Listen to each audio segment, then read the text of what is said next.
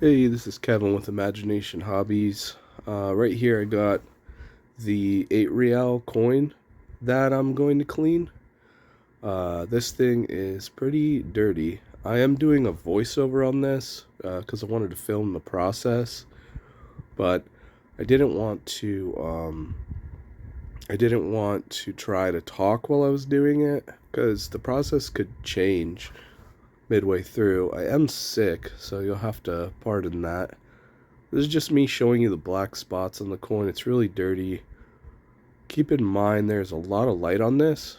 Um, it doesn't quite look like this in person unless it's under a ton of light. It actually looks really dark and gross. I am going to cough at some point during this video, so sorry about that.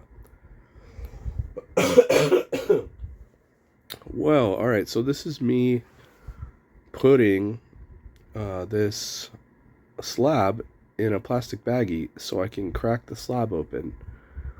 Yeah, it's a graded coin. Does this devalue it slightly? Maybe. I think cleaning it up is going to make it look a lot better, even though it will be a cleaned coin afterwards. There's plenty of clean coins on the market that go for quite a bit of money. This one has some nice details on it.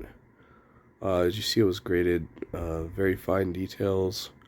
So this is me showing you how to put, trying to show you how to put these pipe wrenches on opposite corners of the slab, and just twisting it just to crack it.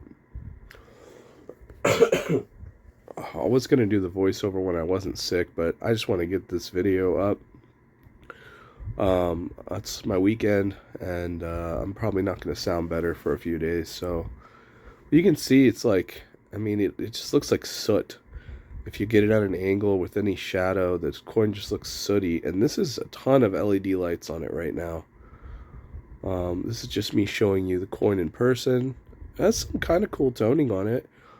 If it wasn't so dark with all the black cruddy spots, probably would have just left it. But I wanted to make it a little similar to my other 8 Real coin, which you'll see at the end. And I wanted some of the details to show a bit better. You really can't see them from far away, and I think at some point I point out the details that I was kind of focusing on. So here's me prepping it. You put 2 layers of aluminum foil down. I'm using a glass pot or whatever this is. You can use plastic if you want, but I just have this glass one. All those black spots on the glass is just dried paint, actually leather stain that I couldn't get off of it. But it's not going to affect our process. We're going to put 2 layers of aluminum foil down. And then I think I'm going to show you some citric acid and some baking soda here in a minute. The first step that I understood when I watched a video on how to do this was actually using acetic acid, but I skipped that step. I didn't want to, I don't know, I didn't have like crust on the coin. It's just kind of like a really dark, gross tarnish. And I skipped the acidic acid portion of this process and went straight to citric acid. And this is me being stupid, showing, I'm trying to fit everything in frame. It's really hard with my little station. It's a very small station. This is me showing you what baking soda looks like and not realizing this is the fridge version. So I like, keep in mind I'm sick, so I'm not thinking straight. I tear off the side of it, and I wind up having to put a hole in the bottom to get the baking soda out. So the recipe calls for 5% citric acid. This is me putting 19 parts distilled water. So that's what I'm doing right now, 19 times. And then I'm going to put 1 part citric acid, anhydrous, or whatever it is, dehydrated citric acid. So this is just me counting it away, trying to get the proportions right. Now, at some point during this process, I didn't think the citric acid was working. Well, the video I watched on how to do this did not give me how long to leave the coin in the solution before moving on to the next step at all. There was no time told to me at all. So this is just me giving it a wing on my own. At some point, I add another scoop of citric acid at 15 minutes after the coin was sitting in there, after I flipped it. You could probably forego that. I don't think that was necessary. I did 15 minutes on each side. But like I said, I mean, that might have been slight overkill. It wound up turning out fine. I just don't think it's necessary. So you see how dark it is. I'm just mixing up the citric acid with the distilled water to try to dissolve it. And this video goes kind of long here in a bit, but I don't know, I'll figure out a way to fill up the time. Definitely, please pardon my coughs. I seem to only be able to have time to make videos when I'm sick. So this is me pushing the coin down to the bottom, just to make sure that only one side is mainly exposed.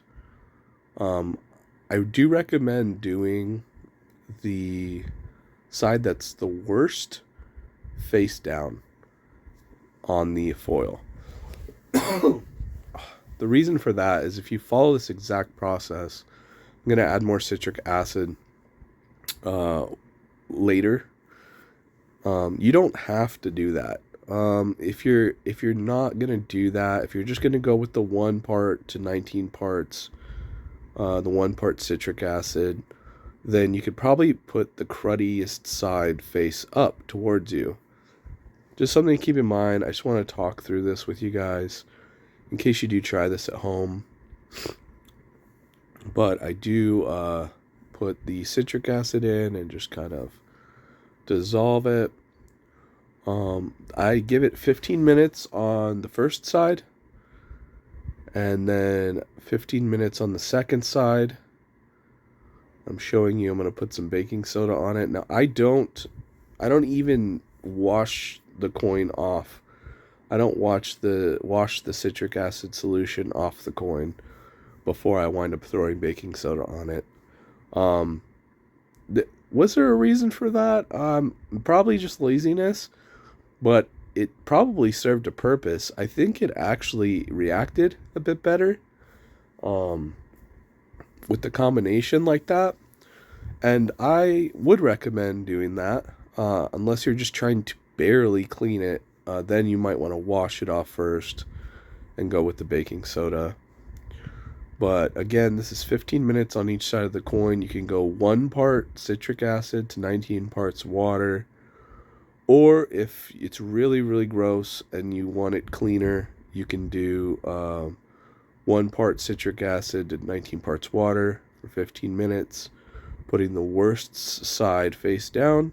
Flip the coin over after 15 minutes, put another part citric acid in, and then let it sit for another 15 minutes. Now, it doesn't look like it did anything. Take the coin out, it's like, doesn't look like anything changed with the coin, at least from my eyes, from my point of view. I throw this baking soda on there, it has a bit of a reaction. I just throw it on the worst side, and then I grab some of the baking soda, put it on the other side of the coin, and then I just kind of rub it with a paper towel. Could I have done it with a less abrasive, like cloth? Yeah, maybe.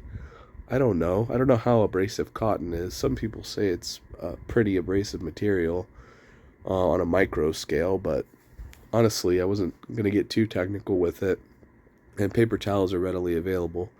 So I just rubbed it with the paper towel. This is me doing it off camera, because sadly, the way I have my camera mounted, it's using my phone. The clip goes over the viewer of the phone. I can barely see what the heck I'm doing, and you'll see it a couple times. I'm trying to like find the view of where the camera's pointing, and I'm off a few times. So this is me rinsing it. This is showing, see, there's still some darkness in the details, and that's what I want. This is about where I wanted it right here. I did notice there was a couple slightly darker spots. Excuse me. So what you can do is you can just take a little bit of baking soda, like a crumb of baking soda, and place it on the darkest tarnished spot. If maybe it's an area you're trying to clean a bit better, and you could do that. And I do a few things here. I'm just really experimenting. Maybe I slightly overdid it. I don't know.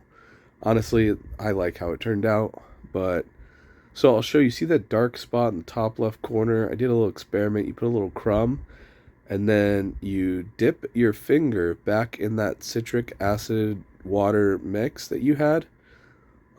Get a drop on your finger, and then you touch it to the baking soda. It'll have a reaction. You'll see it bubble. It's me trying to find the view.